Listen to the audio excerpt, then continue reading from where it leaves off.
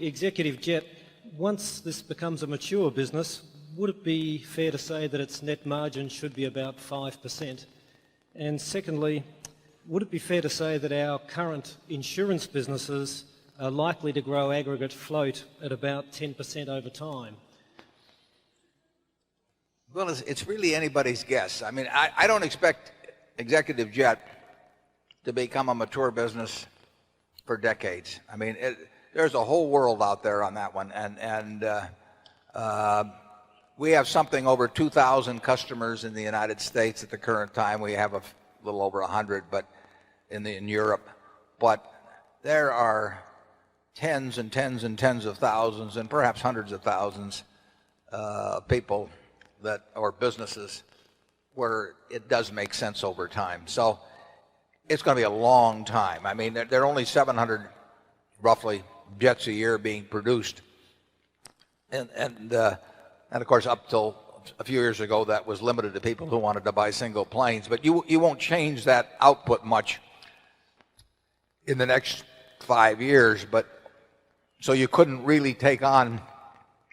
We can take on about 600 customers a year just in terms of the delivery schedule that we have built into our business, and we couldn't change that. We couldn't double that because the planes simply aren't available in the next year or two, although we have orders further out. But I would say it'll be a long time until executive jet is a mature business, and I would say that a long time. I mean, we're going to, when we get Europe, as we make progress in Europe, we'll move to Asia, we'll move to Latin America over time. And so we're going to be, I think, growing that business significantly for a very long time. When it becomes mature or close to it, you know, if you're talking 5% after-tax margins, I'd say that that's probably a reasonable figure. But we're so far away from even thinking about that you know, it's pure speculation. In our insurance business,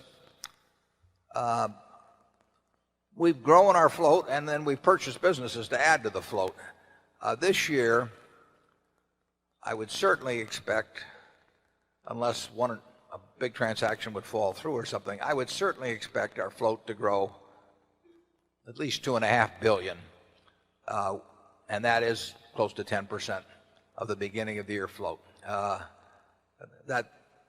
That's a rational expectation. But whether it can grow 10% a year, you know, how far you can do that, I would say the total float of the property casualty industry in the United States is I'm pulling this out for making some other calculations in my head as I talk, but it wouldn't be much more than 300 billion. So we are close to 10% of the entire U.S. float now, and I don't think the U.S. float, the aggregate float, you know, is going to grow at a 10% rate. So when you're as big a part of the pie as we are, it may be difficult to sustain a 10% rate. But we're doing everything possible that makes sense to grow float. I mean, that is a major, major objective, but the even bigger objective is to keep it low cost.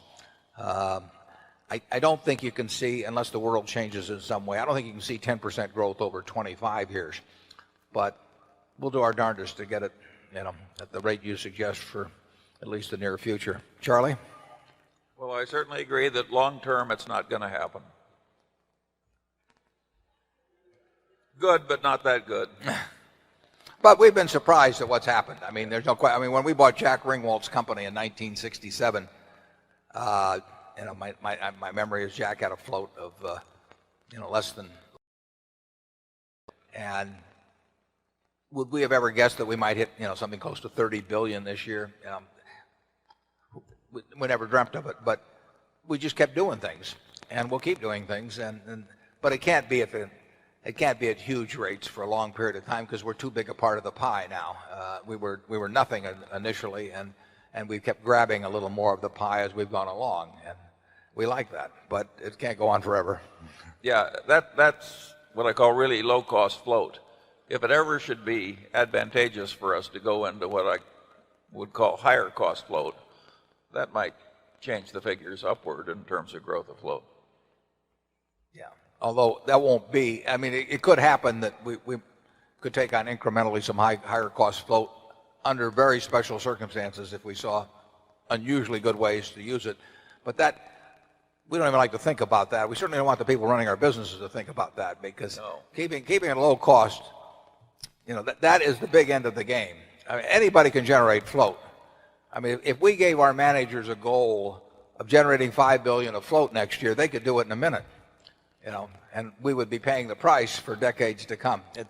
You can write dumb insurance policies, there's an unlimited market for dumb insurance policies. And they're very pleasant, because the first day the premium comes in, and that's the last time you see any new money. From then on, it's all going out. And that's not our aim in life.